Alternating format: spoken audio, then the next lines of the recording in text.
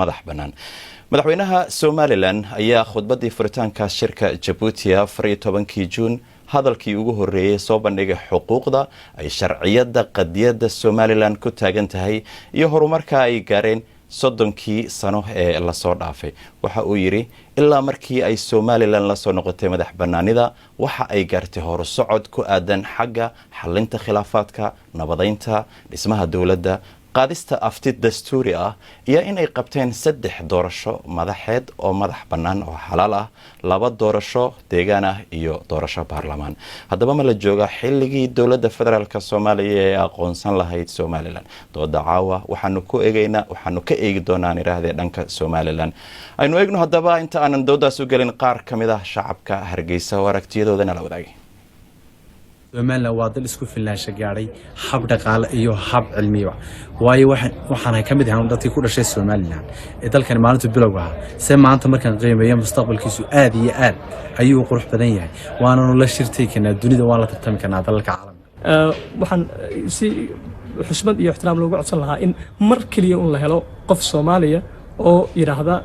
dalkan Somaliland hala ictiraafo hala sii daayo way buuxiyeen shuruudoodii yani walaalaheen aynu horumar mar kaliya u ogolaan afartii madaxweyne ee meesha isugu yimid kaliya waxa cod shacab ku joogay madaxweynaha Jamhuuriyadda Somaliland Muuse Biixi Cabdi waxa ka hirgalay hanaanka dimuqraadiyadda iyo doorashooyinka maadaama Soomaaliya ay mabda'eeda midnimo ku adagtay Somalilandna keeda ictiraaf iyo goon istaaga ku adag tahay ilaa ma ahayn weligood fahmi doonaan halkaasna ictiraaf ka soo socdo ictiraafkana halka kaliya ay haysatay Soomaaliya Taiwan ayaan aaminsanahay marka aan waxaan kula talin lahaa waddankeeda Somaliland in dhinaca kalena lagu dayo wahagaag haddaba doodan kooban waxa igala qayb galaya Maxamed Ducaale oo aqoonyahan bartay shuruucda xiriirka caalamiga iyo Guuleed Axmed Jaamac oo ah qareen ka shaqeeya xuquuqda aadanaha labaduba waxa ay ku sugan yihiin Hargeysa wahagaag aqoonsi raadiska Somaliland labadiinaba soo dhawaad aad u maasantina barnaamijka ka soo qayb gashaan aqoonsi raadiska Somaliland aan ku bilaabay muddo 30 sano ku dhow ayaa lagu dadaalay in caalamka lagu qanciyo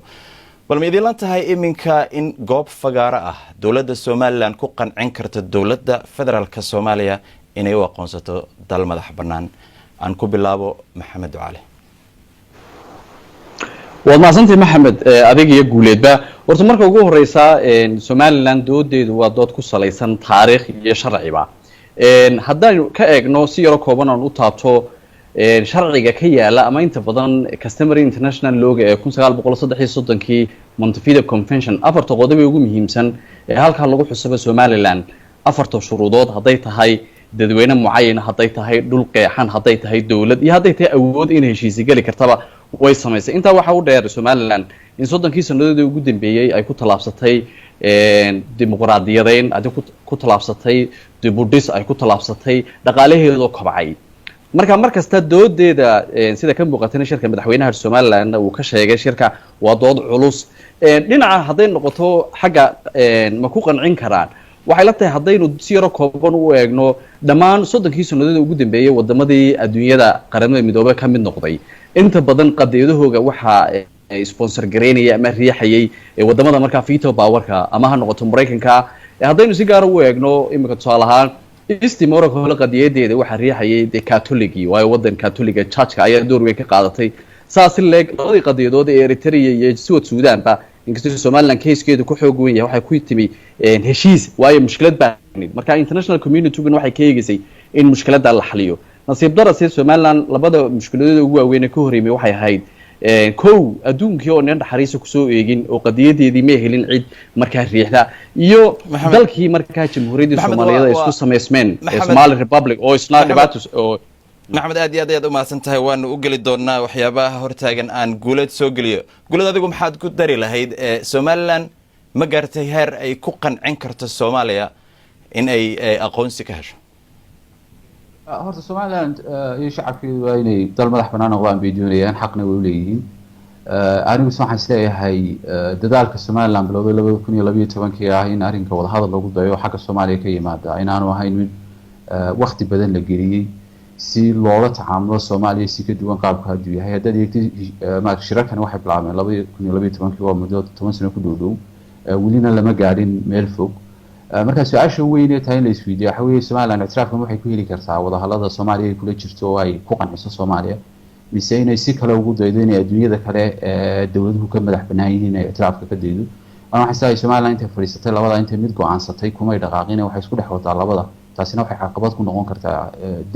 dadaalka ay Somaliland ku doonayso inay aqoonsi hesho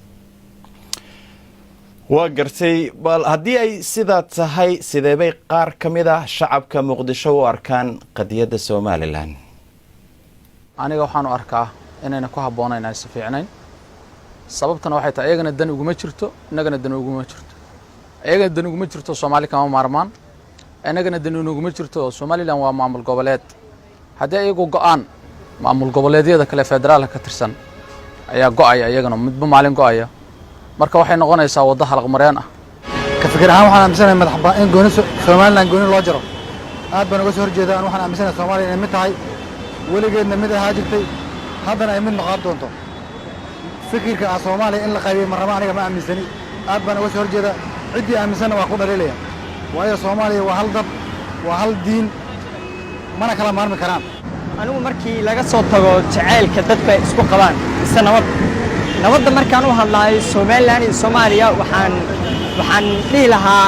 in dib loo dhigo wada hadalka waayo mudul dunsan in lagu dumiyaa waan ka soo jeedaa wahagaag haddaba haddii aanu eegno ma badno aqoonyahan ka soo jeeda koonfurta Soomaaliya oo ayidsan qadiyadda Somaliland barta Twitterka BBC-da ayaanu dooda dhignay mana helin cid aan wax badan ka weydiin karno laakiin Roble Cabdi Muuse oo Hargeysa jooga ayaa fikirkiisa arinta ka soo dhiibtay rayul caamka dadka dhalinyarta ah ee 40 iyo wixii ka yar runtii may arag xagga Somaliland xaqiiqaduna inay ka maqan tahay way u badan yihiin badidooduna inay la nool yihiin fariimo ay siyaasiga Soomaaliya jooga oo faafinayo oo ah Somaliland go'itaankeedu inuu isaga dhabar jab ku yahay qofka halka jooga marka khalad fahanka guud ee bulshada la geliyay ayaa wuxuu kalifayaa xitaa siyaasiyiinta ama dadka aqoonyahanka ee qadiyadda Somaliland ku qanacsan ee aaminsan inaanay ummadii ka hor iman karin maadaama xagga Somaliland aanay ku haynin cid dawladnimada ay ka noqonayaan xubin oo sharciyada Somaliland u saamaxaynin inay reer Soomaaliya ay dawladnimada wax ka noqdaan laakiin xagga aynu tabaynaa ee aan jirin runtii waa xagga siyaasadda waxa kaloo yadna jirto aan la dafiri karin in Somaliland ama hala tixgeliyo duruufaha koonfur ka jira dawlad la'aanta colaadaha abaarta inaanay weli campaign ka gelin dadka halka jooga inay fahansiiso sida ay Somalilandnimadu reer Soomaaliya iyo Somaliland ba ay faa'iido ugu tahay adayadu u mahadsan yahay nin Roble aan ku noqdo martida dooda ka qayb galaysa aan gulad markii ugu dambeysay hadalkaaga waxa kamid ahaa Somaliland ay labadaba aanay mid qaadin inay caalamka ka iibiso qadiyadda Somaliland ama ay dawladda Soomaaliya ka iibiso maxaa hortaagan baad islaadahay waxaan isleeyahay inaanay Somaliland marba si dheer oo qoto dheer oo aqoon ku dhisan u dejin istiraatiijiyad ay ku heli karto aqoonsiga taasina waxa caqabad weyn ku yahay berigii hore istiraatiijiyadda Somaliland waxay ahayd siba waagii cigaal iyo daahriga ay joogeen inaan Soomaaliya laga raadin aqoonsiga wadamada kale ee adduunka ee arrintan u soo joogsan kara aqoonsiga ka raadso laakiin taa isbedel baa ku yimid isbedelkaasina wuxuu keenay isdhexwad labadii la isku dhexwado labaduna laba isqaadi karaan uma arko inay tahay waayo wadamada kale Somaliland ictiraafka ka raadisaana waxay ku riixayaan wada hadalka natiijada ka soo baxday inay sugaan natiijada wada hadalkeena kuwa waqti dhow soo dhacaya aniga ilaa muuqato sida dad badan ay arkaan labada dawladood shucuurtooda ayay ka baqayaan dawladda Muqdisho joogtaana ilama aha inay shacabka Soomaaliya jooga waxay doonayaan waxaan ahayn inay yeeri karto dawladda Somaliland shacabka Somaliland badankiisu arrin ku rabo oo gooni ahaanshaha inay ka hor iman karto saas daraadeed ayaan u arkaa labadii aan isqabanin hase yeeshee ku hadii wada hadal bilaabmay waxa wanaagsan in labada dhinacba ay si dhow oo degan arrimaha u eegaan waayo isu muuqashada iyo iscadaadintu ma keeni karto natiijo dhow oo dadka u dana waayo labada shacab runtii u baahan yihiin arrinkan xal laga gaadho oo dabadeedna si nololahooda gaarka ay wadan karaan aad iyo aad ayaad u mahadsantahay guuleed aan u tago Maxamed Ducaalo isla Hargeysa ku sugan Maxamed sida aad aragto muddo dheer ayay taagneyd in dooda Somaliland laga iibiyo caalamka dalal badan oo ku qancayna ma jiraan ilaa hadda la aqoonsaday ma jiro dadkii aad hadda dhagaysanaysa ee xamar ku sugnaa oo dhanka kale ka taagan dooda iyaguna waad arkaysay siyaasiyiinta Soomaalidana waad arkaysa maxaa lagu dayayaa marka sidee la yeelayaa sidee loo dhaqaajinayaa qadiyada Soomaaliland wallahi maxamedow marka ugu horeysa horta Soomaaliland dadaal ay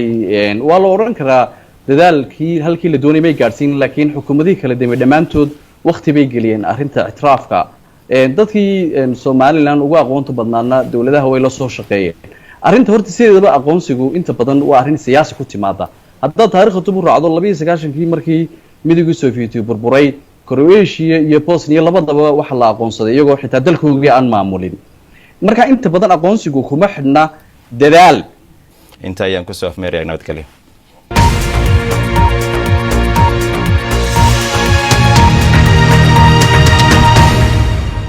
Thank you.